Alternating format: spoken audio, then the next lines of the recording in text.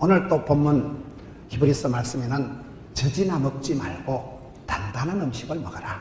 오늘 음식에 대한 얘기를 하려고 합니다. 한국 사람들은 원래 밥 먹는 게 인사예요. 진지 드셨습니까? 밥 드셨습니까? 밥 먹는 게 인사예요. 사람이 맛 따라, 멋 따라, 길 따라, 물 따라 살아간다, 그런 말이 있어요. 물길 따라, 꽃길 따라, 그런 말 들어보셨어요? 사람이 맛을 따라서, 물을 따라서 그렇게 살아갑니다. 맛집이 있어요. 맛집이. 요달리 제주 어떤 음식, 그 토속적인 신토불이 맛을 따라 살아갑니다. 낚시꾼들은 그 낚시 손맛을, 찌릿찌릿한 그 손맛을 본 사람들은 낚시터를 찾아서 조선 팔도를 돌아다니잖아요. 낚시터를 가는 분들 보면요, 일주일씩 3박 4일씩 가더라고요. 손맛을 본 사람들은 맛을 따라 살아갑니다. 맛을 따라. 멋을 따라 살아갑니다. 유행 따라 사는 것도 제멋이지만 멋을 따라, 길을 따라, 물을 따라. 제주 올레길, 둘레길 있잖아요. 맛이라는 게 그렇게 중요해요. 맛이라는 게. 그래서 오늘 성경에 보면 왜 히브리서에서는 젖이나 빨지 말고, 젖병이나 빨지 말고, 그리고 유치 찬란하게 언제까지나 기저귀나 갈아 끼워주고, 젖이나 쪽쪽 빨고, 단 음식이나 먹지 말고, 이제는 좀 단단한 음식도 먹고, 스테이크도 씹고, 이제는 그런 성숙한, 장성한 사람처럼 음식을 먹으라. 근데 그것을 시편 34편에 가서 보면, 시편 34편에 한번 갔다 오겠습니다. 시편 34편을 가서 보면, 하나님의 선하심을 맛보아 알지어다는 말씀이 시편 34편 8절의 말씀이에요. 너희는 여호와의 선하심을 맛보아 알지어다. 시편 33편에서는 하나님께서 얼마나 선하시고 인자하시고 하나님의 선하심을, 돌보심을, 하나님의 손길을 맛을 보아 알아라는 거예요. 사람은 다 맛을 따라 살아. 어릴 때 엄마가 해준 것이 맛있는 거잖아요. 엄마가 해준 그 음식에 맛이 들고 길이 들고 질이 들기 때문에 우리가 하나님을 알아가는 것은 뭡니까? 신앙생활은 따라합시다. 하나님을 알고 하나님을 알리자. 이게 신앙생활 잘하는 거예요. 하나님을 알고 하나님을 알리자. 여호와를 경외하는 것이 지식의 근본이다. 잠언 1장 7절 말씀. 빌립보서에 예수 그리스도를 아는 지식이 가장 고상하다. 진리를 알지니 진리가 너희를 자유케 하리라. 우리가 믿는 하나님은 어떤 분일까요? 우리가 믿는 하나님이 어떤 분인가를 알아가는 것이 그것이 신학이에요. 하나님을 아는 지식이 가장 중요합니다. 저는 제가 한 번은 되게 피곤하고 힘들 때 이사야 40장 28절을 보고 깜짝 놀란 적이 있어요. 너무너무 힘들고 피곤했는데 이사야 40장 28절에 보면 너는 알지 못하였느냐? 너는 듣지 못하였느냐? 하나님은 영원하신 하나님, 하늘과 땅, 천지 만물을 다 창조하시고도 한 개도 안 피곤하신 하나님, 명철이가 지혜가 한도 끝도 없는 하나님. 거기 세 하나님이 나오더라고요. 이스라엘아, 너는 알지 못하였느냐? 너는 듣지 못하느냐? 네가 믿는 하나님, 네가 찾는 하나님은 누구신 거 아니야? 이 땅의 것은 모든 것이 임시, 순간, 찰나, 썩어질 거, 불타고 없어질 거, 다 이 땅의 것은 유한한 것이지만은 우리가 믿는 하나님은 영원하신 하나님, 영벌에 떨어지게 하시고 영생의 복을 주신 하나님이라는 거예요. 영원하다는 것은, 그래서 우리가 이 땅에 짧은 세월을 살아가면서 섭섭한 것도 많고 아쉬운 것도 많지만은 우리가 아는, 우리가 믿는 하나님은 영원하신 하나님이고 얼마나 우리가 피곤을 느껴요. 근데 우리 하나님은 아침마다 새 힘 주시고 피곤한 자에게, 무능한 자에게 새 힘을 주시는데 하늘과 땅을 몽땅 지으시고도 한 개도 피곤치 않는 하나님. 그래서 우리가 새 힘을 얻어서 성령 충만 받으면 해도 안 피곤하고, 우리 하나님은 지혜가, 명철이 한도 끝도 없는 분이기 때문에, 그래서 우리가 내가 믿는 하나님 누군가를 아는 게 중요한 거예요. 알아야 돼. 하나님을 알고 아는 만큼 사람은 누리고, 아는 만큼 깨닫고, 깨닫는 만큼 사람은 누리고 풍성하게 간증할 수가 있기 때문에, 그리고 하나님을 알리고 외치고 선포하는 게 전도하는 거 아니겠어요? 하나님을 알고 하나님을 알리자. 알도록 배우자. 배워서 남주자. 벌어서 섬기자. 알아서 연장해 먹자. 시편 34편에 하나님의 선하심과 인자하심과 돌보심과 손길과 그 하나님의 위대하심을 맛을 보고 알아라. 맛을 보고. 사람은 다 이렇게 맛이 다릅니다. 맛이. 오감을 통해서 맛이 다 있는 거예요. 맛본 만큼 여러분 맛을 따라 아주 맛있는 음식을 먹으면 얼마나 기분이 좋겠어요. 별로 안 좋은가 보네. 맛을 따라 무술 따라 살아가는 거예요. 여러분 우리가 분위기 좋은 음악을 한 곡 듣고 우리가 아주 마음에 촉촉하게 와닿는 시를 에세이를 한 편 읽고 아침에 비 오는 날 배 깔고 누워가지고 모닝커피 한잔 하면 기분이 좋겠어 안 좋겠어? 좋지. 분위기가. 사람이 분위기 좋은 글을, 분위기 좋은 음악을, 분위기 좋은 커피를, 분위기 좋은 어떤 것을 먹을 때 그때 이렇게 테라피가 일어난다. 그때 우울증이 사라지고 세포가 춤을 추고 아싸라비야. 그럴 때 우리 몸이 막 살아나고 피어나고 사람이 분위기에 죽고 분위기에 사는 거 아니겠어요? 그것이 어떻게 맛이 다 다르다는 거예요. 맛이. 시편 34편은 배경이 보면 성경을 좀 한번 보세요. 시편 34편 배경 보면 다윗이 아비멜렉 앞에서 미친 채 하다가 쫓겨나서 지은 시다. 그렇게 시편 34편 서론에 설명이 되어 있습니다.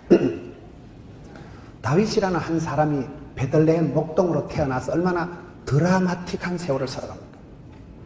괜히 그 물맷돌 하나 잘못 던져가지고 그때부터 인기가 쏠리면서 그 성경에 보면 여자들이 문제예요. 여자들이 다윗은 만만이요 사울은 천천히 하니까 사울왕이 허파가 뒤집어져 버려요.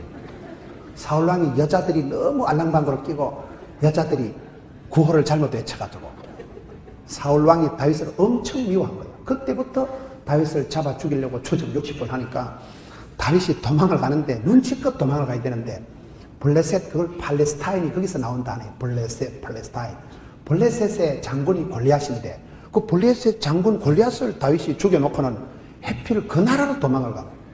그 나라로 도망가니까 그 나라에서 알아보니까 저 자식이 우리 골리앗 장군님을 죽였다는 거예요. 그래가지고 다윗이 얼마나 놀래 자빠져가지고 미친 채 하면서 막 수염에 춤을 질질 흘리면서 내가 안 죽였는데 그러고 막 문짝에다 몸을 끄적끄적하고 성경 보면 짐승처럼 문짝에 몸을 끓고 수염에 춤을 질질 흘리면서 미친 채 하면서 구사일생으로 살아나. 저 미친 개가 어떻게 우리 장군님을 죽였겠냐. 그래 살아나와가지고 아들람 동굴에 기들어가서 자고. 하여튼 성경에 보면 사무엘상 22장에도 보면요 그게 다윗의 생애가 파라미가 만장합니다. 가난한 자, 원통한 자, 빚진 자, 하여튼 그 시대 노숙자들이 그거 다 나오더만 보니까요. 그런 쪼들나고 끝장나고 부도나고 그런 사람들하고 뭉쳐서 들판에서 노숙 생활을 하고 그런 파란만장한 세월을 겪을 때 지은 시가 20편이에요. 20편이 뭐예요? 내가 산전수전 겪어보니까 산수가 되더라. 내가 쓴맛 단맛 다 봤지 않냐. 내가 믿는 하나님은 선하시다. 선한 게 뭐예요? 착할 선자. 좋으신 하나님. 좋으신 하나님 우리의 기도를 응답해 주시는 참 좋으신 나의 하나님. 나의 하나님께서 나의 가는 길을 아시고 나의 집구석을 아시고 나의 체질을 아시고 맞춤형 18문 주문 제작형 기능성 하나님을 만난 거예요. 기능성 화장품이 좋겠어요? 기능성 옷이 좋겠어요? 아무렇게나 걸치면 되겠어요. 내가 만난 하나님 좋으신 하나님 멋져버려 멋있는 하나님, 위대하신 하나님, 선하시고 인자하시고 나를 돌보시고 챙기시고 안으시고 오늘 보니까 성안교회 구호가 다가가서 안아주는 교회더만. 참 구호가 좋아요. 돌보시고 자기가 만난 하나님, 자기가 맛을 본 하나님은 쫄깃쫄깃하고 샤방하고 스마트하고 우아하고 럭셔리하고 엘레강스하고 그 얘기를 하는 거예요. 내가 맛을 본 하나님도 너도 맛을 봐라. 내가 만난 하나님, 내가 체험한 하나님, 내가 경험한 하나님을 좀 소개하면서 그걸 한마디로 맛을 봐 알지어다 이렇게 한 거예요. 신앙생활은 하나님을 알아가는 과정이에요. 우리가 어떤 사건을 통해서 사람을 통해서 하나님을 만나는 거예요. 신앙생활은 만나가 중요하다. 만나가 뭘까요? 만남과 나눔을 만나라 그래요. 만나와 매출하게 할 때 만나를 말하는 게 아니고 누구를 만나느냐에 따라서 누구와 같이 나눔을 교제를 하냐에 따라서 사람이 달라집니다. 한국 축구가 월드컵 4강에 올라갈 때 누구를 만나서 그럴까요? 희씨 아저씨 다 압니다. 히딩크를 만나면서 박지성이, 송정국이, 이훈재, 이영표 이런 애들이 스타들이 나오는 거예요. 왕대밭에 왕대 나고 쫄대밭에 쫄대 나고. 그 아비의 그 딸이고, 아니, 그 어미의 그 딸이고, 그 시집갈 때는, 장가갈 때는 장모님을 보라 그러죠. 장모님 근사님을 보면 그 딸년을 4번에 알아버려요. 국화빵에 올리라고. 국화빵 때려 밀가루 넣으면 국화빵이 나올까요? 호떡이 나올까요? 빵틀 기계가 중요한가요? 그 어머니 근사님 따라 그대로 아기가 나오는 거예요. 그 장로님을 보면 그 아들 내미를 단박에 알 수가 있어요. 그래서 우리가 누구를 만나느냐, 만남의 축복, 만남의 코스가 중요한 거예요. 하나님은 사람을 통해서, 만남의 복을 통해서 그 사람에게 복을 주시는 거예요. 그렇기 때문에 만남의 체험이, 경험이, 맛을 보는 게 중요한 거예요. 신앙생활은 하나님께서 우리를 인도하실 때 다윗이 그렇게 파란만장한 세월을 살았지만 지나고 보면, 저는 하나님을 설명할 때 두 하나님을 설명하거든요. 암 수술도 하고 찌질이같이 살고 앞길이 막막하고 때로는 지나간 뒤돌아보면 성떡하고 아찔하고 끔찍한 때도 많았지만은 지금까지 여기까지 대수술도 하고 그 고비 이 고비 다 지나게 도와주신 에베네셀의 하나님. 그리고 앞으로 무슨 꼴을 당해도 이 일은 망할 일이 아니다. 이 병은 죽을 병이 아니다. 끝까지 챙겨주실, 도와주실 여호와 일의 하나님. 저는 그 두 하나님을 생각하면 안심이 되더라고요. 지금 다윗이 그 얘기를, 내가 맛본 하나님, 내가 만난 하나님, 내가 체험하고 경험한 하나님을 간정을 하는 거예요. 간정이라는 게 뭐예요? 내가 만난 하나님을 가르쳐주는 거예요.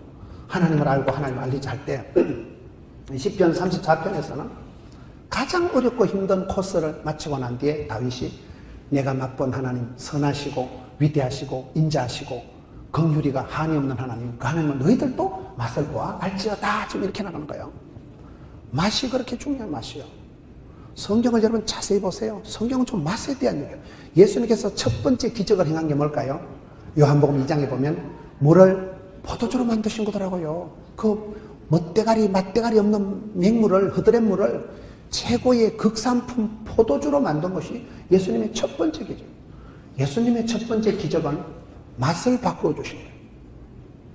사람도 다 이런 모든 건 맛이 있는 거예요. 성경 고린도후서 2장 보면 너희는 그리스도의 향기다. 향기가 있어. 그리스도의 향기. 우리는 예수 믿는 사람들 어디 가서 그리스도의 절대 음감, 그리스도의 흔적, 그리스도의 향기, 그리스도의 컬러, 그리스도의 어떤 냄새가 나는 사람.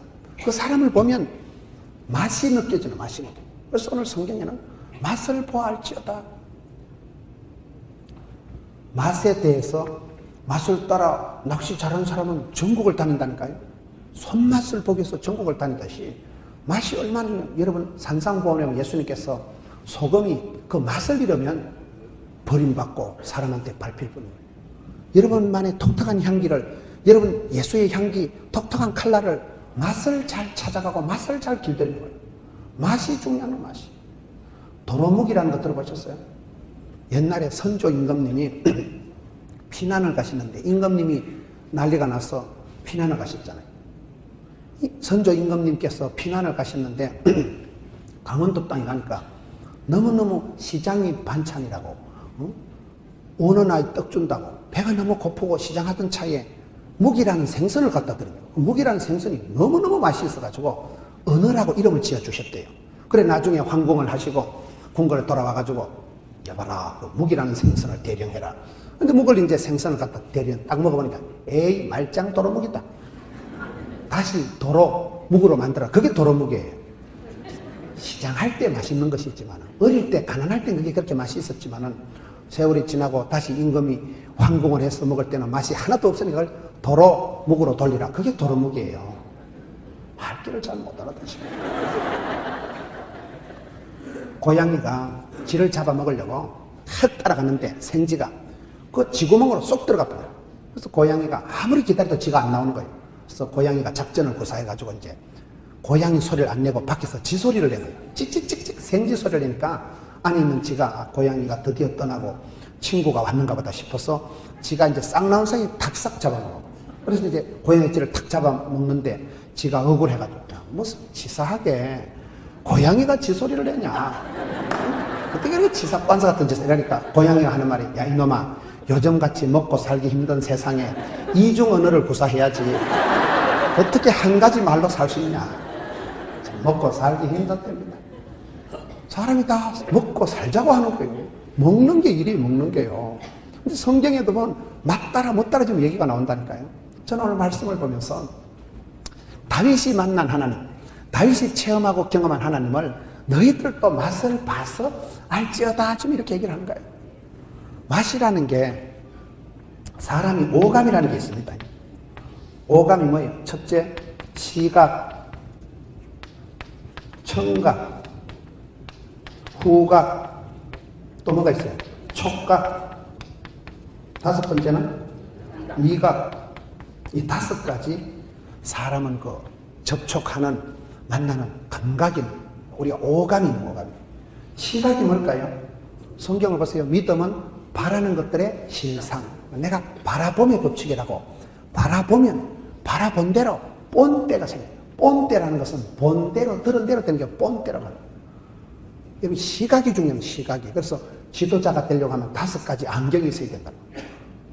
망원경을 가지고 심리 밖을 10년 뒤를 멀리 볼 줄 아는 사람. 쌍안경을 가지고 현실을 클로즈업해서 분위기 파악을 제대로 하는 사람. 수학 선생님 얘기하면 분수를 알고, 미술 선생님 얘기하면 꼬라지를 알고, 철학 선생님 얘기하면 네 자신을 알고, 국어 선생님 얘기하면 주제 파악을 하고, 그런 말이 있어요.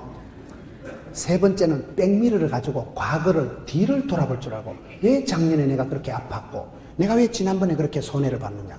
과거에 비참했던 실패했던 것을 반복하지 않기 위해서 반드시 과거를 회상할 줄 알아야 돼요. 기억을 해요.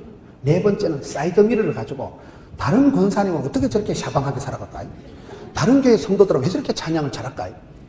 좌우를 보면서 여러분 사이드미러를 가지고 객관성을 균형을 갖추라는 얘기고, 다섯 번째는 현명을 가지고 자기 자신을 나는 누구냐, 첫날 말씀드린 자존감, 정체감, 내가 누구인가를 알고 거기서부터 자신감을 가지고 나가는 거예요.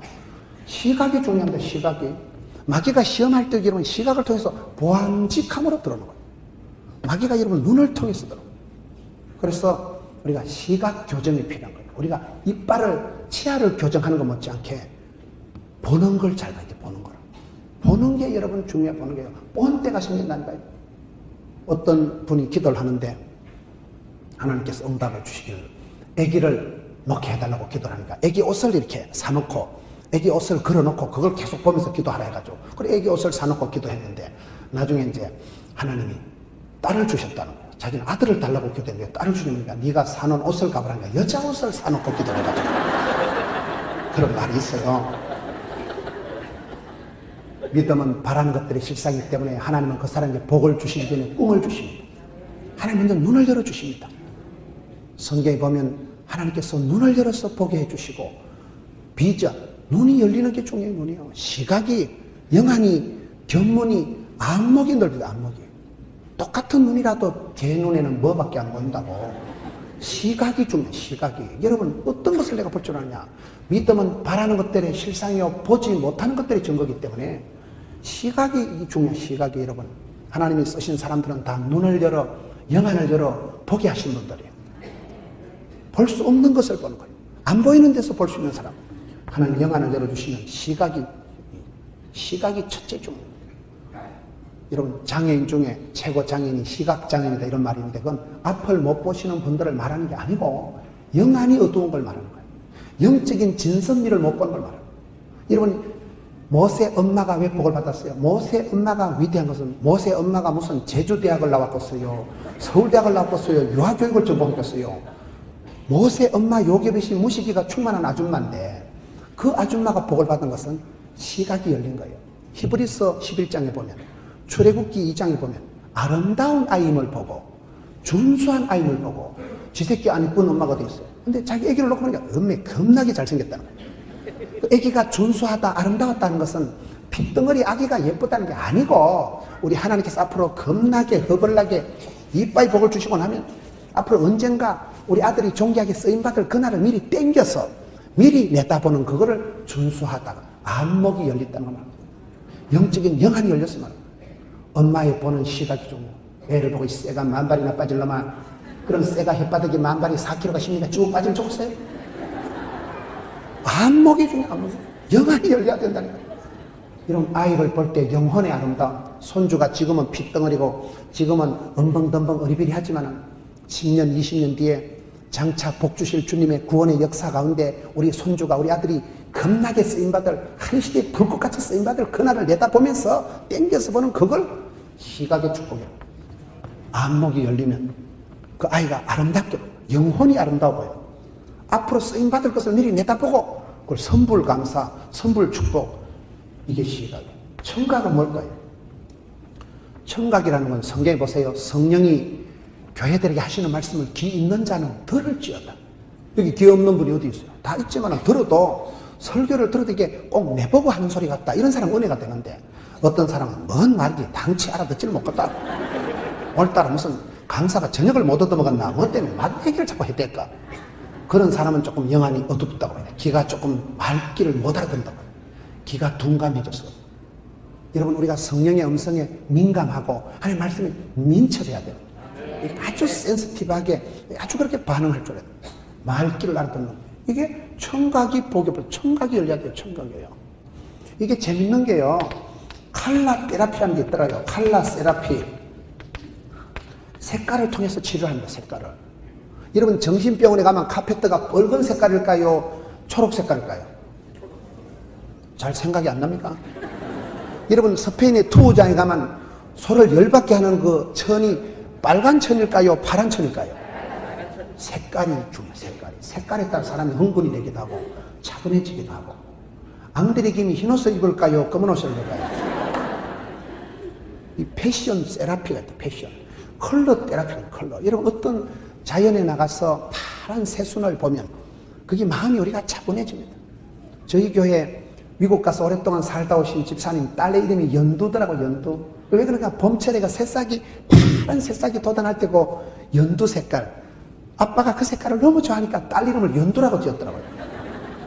컬러 테라피. 청각은 뭐예요 이게? 뮤직 테라피라고 들어보셨어요? 뮤직 세라피가 있는 거예요.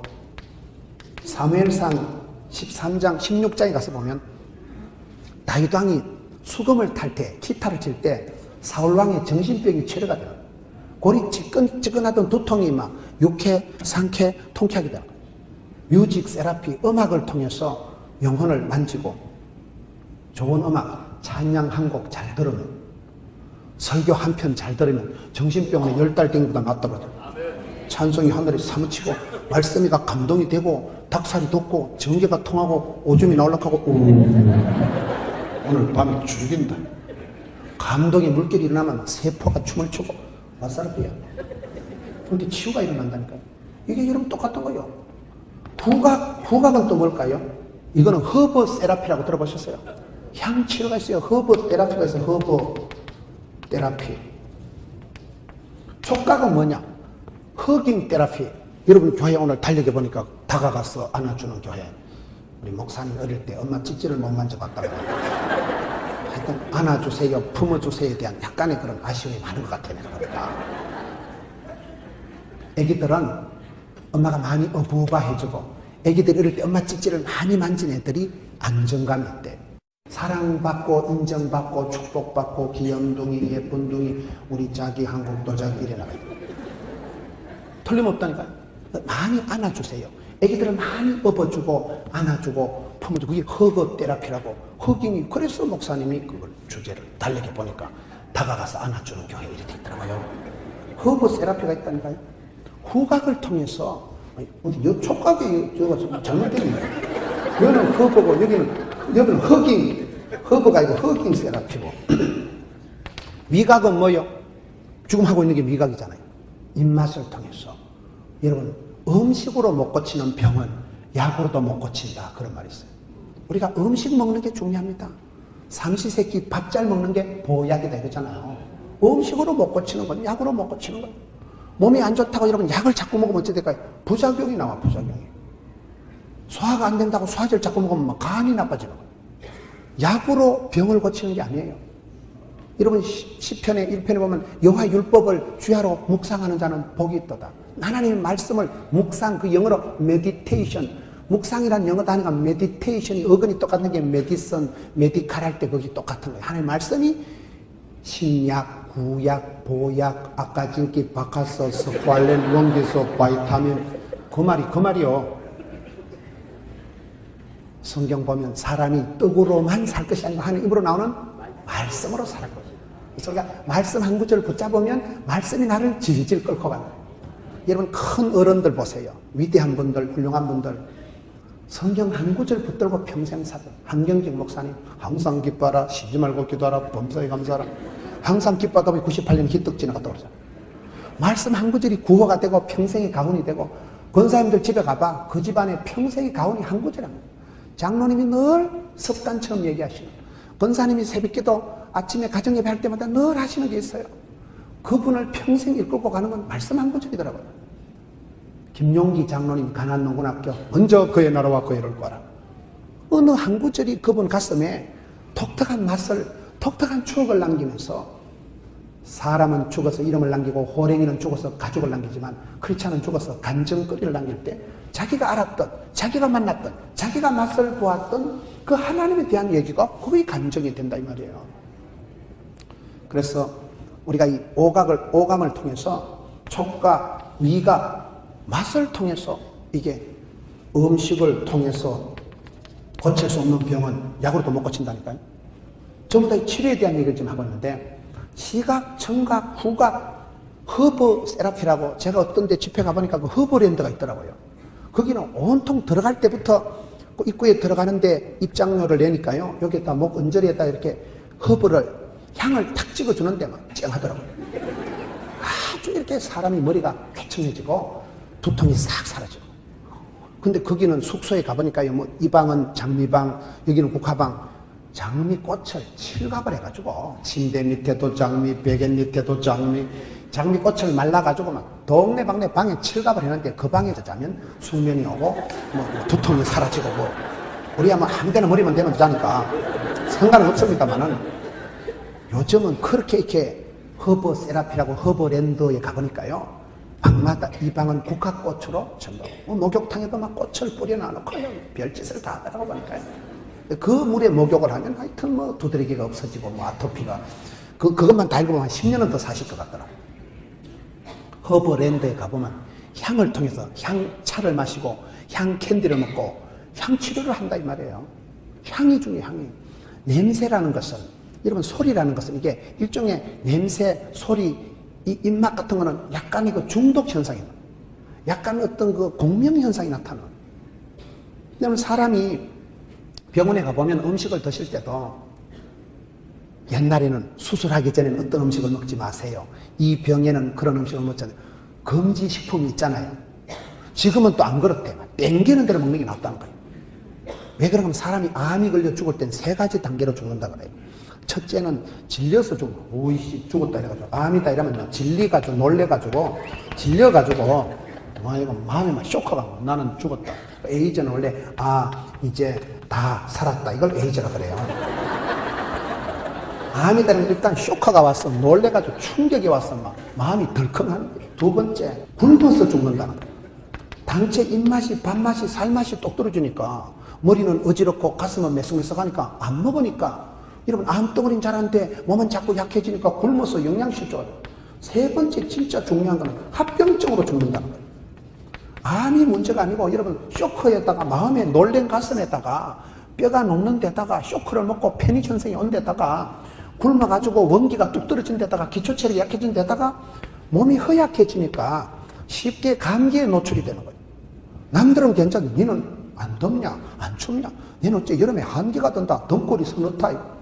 요 달리 추위를 타는 건 그 지금 컨디션이 안 좋다고 말이요. 그래가지고 혼자 감기를 하고 감기가 걸리면 약을 먹으면 2주일 걸리고 약을 안 먹으면 14일 걸린다는 말이 있어요. 남들은 감기가 떨어지는데 이 사람은 감기가 안 떨어져요. 기초 체력이 약하고 면역성이 떨어져서 감기가 한 달, 2달 계속 기침이 만성화 고지라가 되니까 막 폐렴으로 넘어가고 폐혈증이 되고 그럼 무사히 죽는다고 말이에요. 합병증이 무섭다니까요.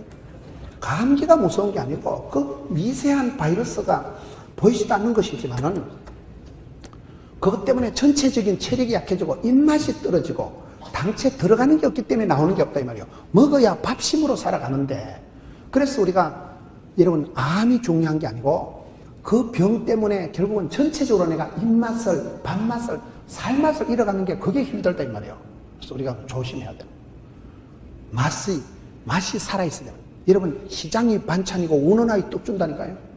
항상 사슴이가 시냇물을 찾아 끌떡거리듯이 목마름이 있어야 돼요. 배고픔이 있어야 돼요. 히팅크 감독이 나는 지금부터 배가 고프다 했듯이 그런 갈증이 있어야 되는, 소음이 있어야 되는. 오감이 사라지면 이게 아주 힘들다고.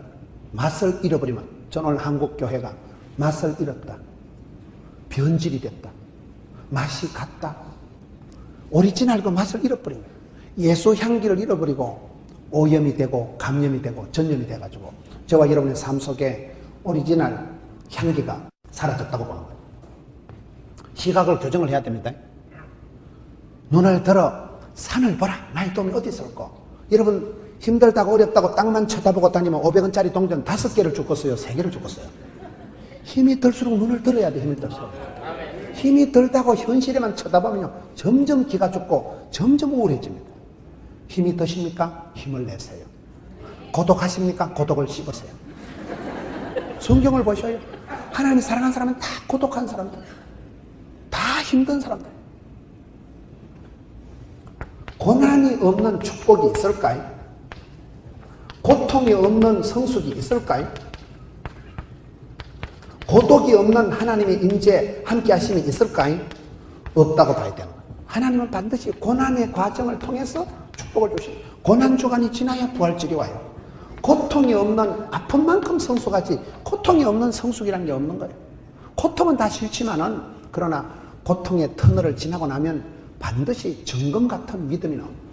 고독을 통해서 하나님은 나와 함께 하시더라고요. 사람들은 왕따 당하는 거, 심심한 거, 고독한 걸 다 싫어하지만은 성경을 보면 하나님께서는 일부러 광야의 빈들에 확 처박아서라도 주만 바라보게 합니다. 제가 성지순례를 24번 갔다 온 목사님 만나가지고, 목사님, 성지순례 24번 갔다 오셨는데 다시 가고 싶은 추억의 장소, 다시 가고 싶은 데가 어디냐 물으니까 광야라 하더라고요. 광야 알아요? 빈들의 사막 바닥에 광야에 무슨 찜질방이 있겠어요? 노래방이 있었어요? 광야를 뭐 때문에 좋아하냐 보니까, 자기가 이스라엘을 가보니까 광야에 가니까 아무것도 볼 게 없기 때문에 할 수 없이 주만 바라본다고. 하나님은 지금 우리가 이 시대가 너무 입맛을 배려놓은 거예요. 이것도 먹고 저것도 오만 걸 다 잡숴가지고 입맛을 배려놓은 거예요. 순수 복음, 오직 예수, 절대 기도, 이쪽으로 흘러가는 게 아니고, 이게 온갖 세상의 잡탕의 맛이 들어가지고 물들고 질들고 감염이 오염이 전염이 되고 입맛을 다 배려놓은 상태라고 보는 거죠. 성도들 입맛이요, 엉망이가 진창이요. 그러다 보니까 오리지널 맛을 잃어버린 시대라고 보는 거예요. 그래서 우리가 오감을 통해서 시각 교정을 하고 눈을 들어 주를 바라봐야 됩니다. 성령이 탄식하시고 성령님이 안타까우신 성령의 소리를 들어야 돼. 성령이 교회들에게 외치는 소리를 들어야 되고, 성령님께서 우리가 마땅히 빌바를 알지 못할 때 탄식하신다고. 후각, 너희는 그리스도의 향기가 되어야 된다니까요. 그리스도의 향기가 되어야 된다. 그리스도의 흔적이 있어야 된다. 예수 향기가, 절대 음감, 예수 그때는 절대 음감, 절대 칼라. 어디 가졌어요? 촉각. 미국 가보니까요, 이게 터치 뮤지엄이 있더라고요. 미국 가보니까 그 큰 이렇게 놀이동산 같은데 애들이 들어가가지고 병원 놀이, 은행 놀이, 모든 부분을 직접 애들이 손을 만져서 애들이 그 터치해가면서 배우도록 하는데, 아주 저는 그 교육적으로 좋다고 보는 거예요. 자기가 직접 체험하고 경험하고 맛을 본 것을 잊을 수가 없습니다. 여러분, 우리가 수련회, 성경학교 여러분 수련회 할 때 편안하게 갔다 온 때가 추억이 남을까요? 막 그날 가서 태풍 맞고 텐트 다 날아가고 시겁을 하고, 그런 수련회는요 두고두고 얘기합니다. 사람이 이상한 거예요. 고생을 안 한 건 추억도 안 돼. 고생을 하고 시급을 하고 비싼 대가를 치르고 막 깜짝 놀라고, 깜짝 놀란 게 그게 끔찍한 게 그게 대화가 되지.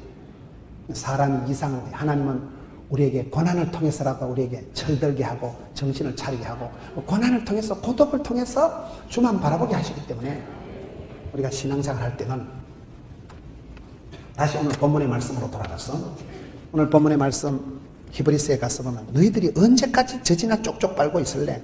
젖을 먹는 자가 어린아이 같은 유치 찬란한 짓을 그만하고 이제 단단한 음식, 장성한 분량의 음식을 먹어라. 젖이나 먹는 자가 되지 말고 젖병이나 쪽쪽 빨고 있지 말고 맨날 기저귀 깔아주고 그런 어린애 같은 짓을 제발 좀 그만두고 이제는 단단한 음식을 먹어라. 오늘 이 시대 여러분 우리가 엄마가 해주는 밥이나 먹고 그렇게 살지 말고 이제는 네가 독립을 하고 이제 네가 장성하고 이제 네가 철이 들고 네가 이제 효도하고 저는 오늘 한국교회 이 부분이 아주 시급한 부분이라고 보는 거예요. 언제까지 그래 유치하고 이기적이고 자기밖에 모르는 세상에 속한 사람 아직도 육에 속한 사람이 되지 말고 베드로전서 2장에 보면 베드로전서 2장 한번 찾아봅시다. 베드로전서 2장 신령한 젖을 삼아라는 말씀이 베드로전서 2장에 나와요. 베드로전서 2장 2절에 갓난 아기들 같이 순전하고 신령한 젖을 삼아라. 이는 그로 말미암아 너희로 구원에 이르도록 자라게 하게 함이라. 신령한 젖을 사모해야 되지 멜라민 같은 거 빨아먹으면 되겠어요? 하나님 앞에 우리가 좋은 젖, 신령한 젖을 사모하고 단단한 음식을 먹는 사람이 되지 언제까지 애기들처럼 유치찬란하게 살지 말라는 거. 내한테 좋은 말만 하면 좋아하고 조금만 단단한 소리, 조금만 아픈 소리, 지적하고 판단하는 소리들만 그냥 상처받고 삐끼고 그러지 말고 하나님은 사랑한 자에게 차라리 고난을 통해서라도 철들게 하고 정신을 차리게 하시는데 여러분 우리가 신앙생활은 그렇게 해야 돼요. 언제까지 어린애같이 그렇게 내 듣기 좋은 소리 내한테 재밌는 것만 좋아하지 말고 젖이나 빻는 젖병 어린애 수준으로 살지 말고 이제는 스테이크를 씹고 단단한 음식을 소화할 줄 아는 그런 믿음의 장성한 분량에 이르라. 여러분 자신을 한번 돌아보세요. 그 사람을 비판을 해보면 그 사람이 어떤 지적을 해보면 안색이 싹 바뀐다거나 그러면 그 사람 아직도 젖병 수준이라고 보면 돼요.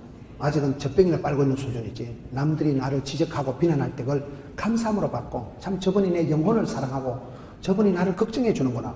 그럴 때 감사함으로 받으면 버릴 것이 없나니 말씀과 기도로 거룩하여 지내리라. 디모데전서 4장 5절 이렇게 되는 거예요. 이 시대에 믿음의 장성한 분량이라고 여러분이 만난 나의 하나님께서 나의 간길을 아시고 독특하게 내게 주신 그 길을 뒤돌아보면 감사가 되고 하나님께서 우리를 섭리하시고 인도하시고 작정하시고 내 길을 인도하시는데 나의 가는 길을 아시고 내게 복이 되고 답이 되고 약이 되게 하시는 분은 주님밖에 없어요. 주님 주신 그 약, 주님 주신 그 음식, 주님 주신 그것을 하나님의 손길을 맛을 보아 알지어다. 여러분의 맛떨어진, 여러분들의 그 체질화된, 여러분들의 독특한 간정거리, 여러분 삶의 향기를 가지고 하나님을 알고 하나님을 알리고 승리하는 여러분 되시기를 축원합니다.